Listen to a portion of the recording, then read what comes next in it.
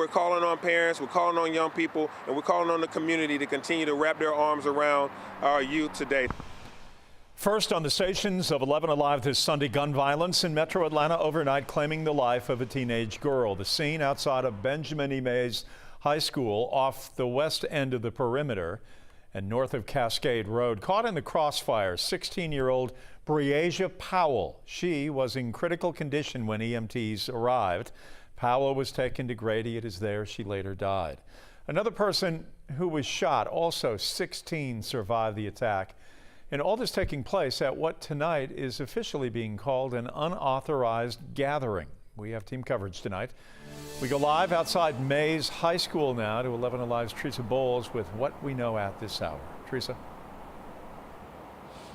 Loved ones say Breasia Powell was active in athletics here at Mays High. In fact, the cheer team posted on Instagram calling her their forever Bree. And just a day after school let out, these students' lives changed while they were just trying to have fun. What started as a celebration after Mays High School students graduated 3 days ago ended in tragedy. Those are phone calls and conversations we don't like to have. But this morning, my heart goes out to both families and definitely to the family of the decedent. This young lady was full of life and was actually expected to be working for the city of Atlanta starting on Tuesday in our summer youth employment program. So we ask for your prayers. That young lady is 16-year-old Breasia Powell. Atlanta Public Schools says young people were throwing an unauthorized party in the high school's driveway when someone shot Powell and another rising junior. He's in the hospital recovering, but Powell didn't make it. This is Mayor Andre Dickens' alma mater. He sends this message to the youth. We want you to be safe. We want you to make quality decisions about where you spend your time and who you spend your time with. Late in the evening, after midnight, being able to figure out a way to go back home versus to find another destination to hang out and party. Atlanta police is still investigating what led up to the shooting. However, homicide detective Andrew Smith says they believe multiple high school age students were involved. Mayor Dickens says there weren't just Mays High School students at this party, but young people from other districts as well. We have always provided a safe and secure environment for our students. And we're going to continue to do that. We're going to continue to collaborate with the Atlanta Police Department to bring these subjects into justice. Atlanta Public Schools Superintendent Dr. Lisa Herring says mental health resources are available for staff and students, and the city is hoping that their Year of the Youth program gives students safe options this summer. Live in Atlanta, Teresa Bowles, 11 Alive News. Continuing coverage now of this tragic story. 11 Alive's Erica Murphy picks up the story tonight to hear how those who live near Mays High School are reacting to the latest homicide.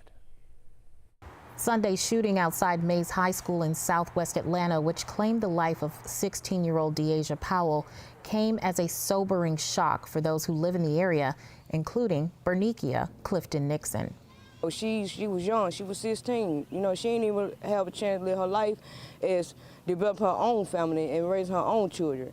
You know, and that's sad. You know, that's why I keep my children close, because you don't know what might happen out in this world. Some of Powell's family and friends gathered outside of Mays High School on Sunday morning, sharing pictures and memories of the young life taken by senseless violence.